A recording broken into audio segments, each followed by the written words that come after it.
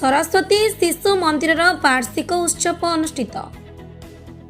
ढेंकानाल जिला हिंदोल ब्लॉक बापंथ ठारे अवस्थित सरस्वती शिशु विद्या मंदिर सप्तदशतम वार्षिक उत्सव अनुष्ठित हो जाइछि।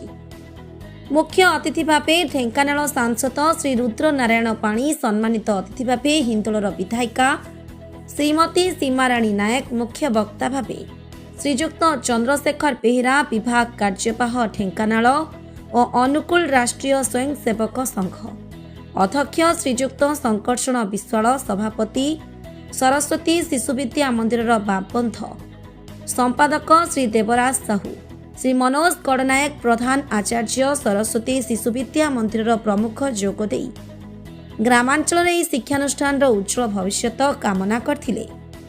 ଏହି କାର୍ଯ୍ୟକ୍ରମରେ ବିଦ୍ୟା ମନ୍ଦିରର ସମସ୍ତ ଗୁରୁଜୀ, ଗୁରୁମା, ଅଭିଭାବକ ଓ ସ୍ଥାନୀୟ ଜନସାଧାରଣ ସହଯୋଗ କରିଥିଲେ।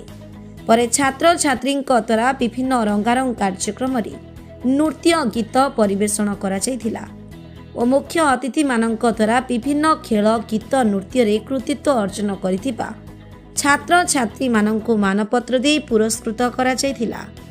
ଢେଙ୍କାନାଳରୁ ମହେଶ୍ୱର ସାହୁଙ୍କ ରିପୋର୍ଟ, ढेंकानाल न्यूज ओडिशा।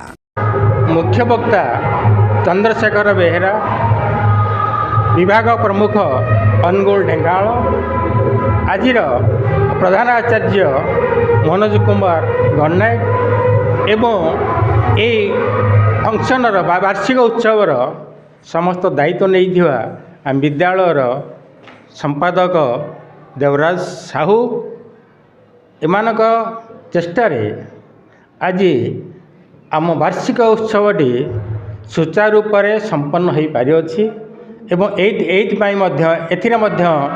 आम विद्यालयर समस्त कर्मचारी, गुरुमा, गुरुजी, समस्त पूर्वतन वर्तमान कमिटी मेंबर्स एवं अभिभावक अभिभाविका समस्तंकर अकुंठ समर्थन रही।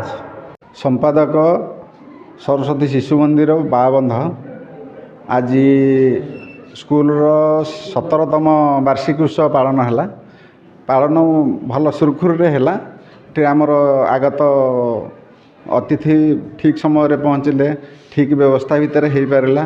पूर्वतन परिचालना समिति आ वर्तमान परिचालना समिति समस्त सहयोग द्वारा उत्सवटी सुरखुर हो पारा।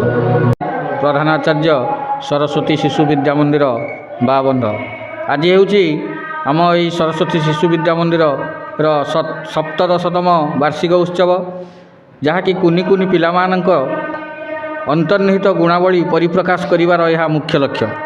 आज यही उत्सव मुख्य अतिथि भावे ढेंकानाल जिलार सांसद माननीय श्रीजुक्त रुद्रनारायण पाणी महोदय, सम्मानित अतिथि भाव में आम हिंदोल निर्वाचन मंडलीर माननीय विधायिका श्रीमती सीमाराणी नायक, मुख्य वक्ता भाव में राष्ट्रीय स्वयंसेवक संघर जिला कार्यवाह माननीय श्रीजुक्त चंद्रशेखर बेहेरा महोदय तथा मो विद्यालयर समस्त गुरुजी, गुरुमा, परिचालना समितिर सदस्य मानकर अदम्य चेष्टा बल आज यही उत्सव साकार होगा जाउछि। एथिपाई आम अंचल थिबा समस्त अभिभावक अभिभाविका, गुरुजन तथा शुभेच्छु मानकु मु विद्यालय तरफ हार्दिक अभिनंदन, स्वागत एवं कृतज्ञता ज्ञापन करुछि।